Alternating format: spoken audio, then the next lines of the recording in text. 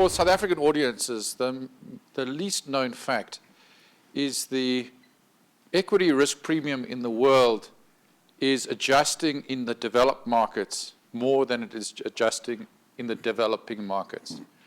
The reason is Brexit, France, Russia, the United States. The developed world is in a very difficult place. And actually, the United States, you're seeing the interest rate curve going lower and slower than we'd anticipated 18 months ago when we had the Nenegate issues. So the Nenegate issues, you saw a huge surge of volatility, and you saw the asset prices adjust very, very fast. Whereas this time round, because commodity prices are stable, because we have an emerging market world which is more attractive relative to the developing market world, you are seeing a slower reaction in the asset prices. That may change, by the way, if and when the local currency investment grade rating is lost. Okay, we are not there. The Citibank Global Bank Index is estimated to hold about $10 billion of South African assets, which would be automatically lost if the local currency investment grade rating goes. When does it go? It goes when Standard & Poor's and Moody's effectively adjust their local currency rating down to sub-investment grade. And so that is the moment of reckoning for South Africa when and if that happens. Now, we're not there yet, so it's an interesting question. What can we do to avoid it? Because it's not in anybody's interest, not the current minister, not the current president, not the business community, labor communities, or the poor's interest for us to lose that rating.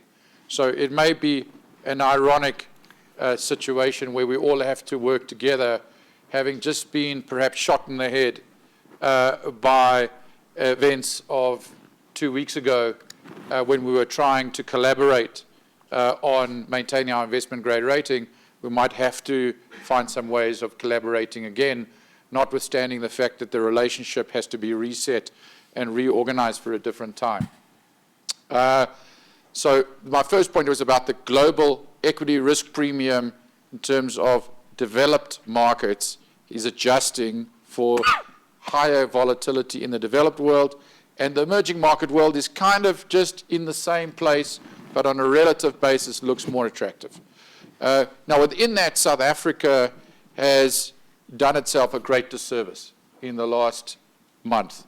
I can certainly confidently say from where I sit that we, in the last 15 months up to the night of the long knives, had effectively made sufficient progress to maintain our investment grade rating.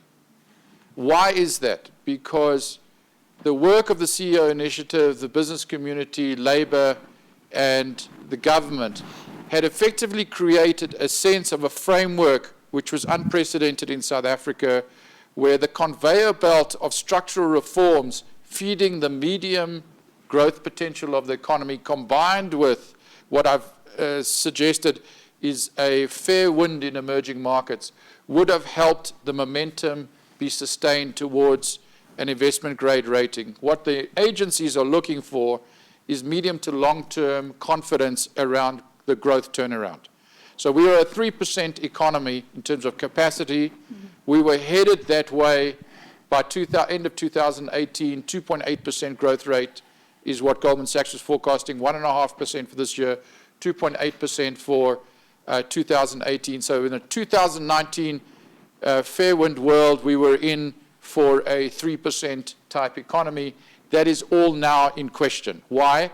Because the structural reforms and the policy and the growth linkage has been broken by one night of madness. Okay? The one night of madness, I say advisedly, because in terms of the state of the nation, this nub of it, the real question BLSA's been asking in the advertisement you may have seen on Sunday is is the sovereignty of South Africa, has the sovereignty of South Africa's decision-making been lost to state capture? Why? Because the ANC is the ruling party. At least one half of the top 6 has questioned the decision-making of the president, and the alliance partners have questioned the decision-making of the president. That seems to me to be a searing comment on whether they, as the alliance and the ANC, supported that decision.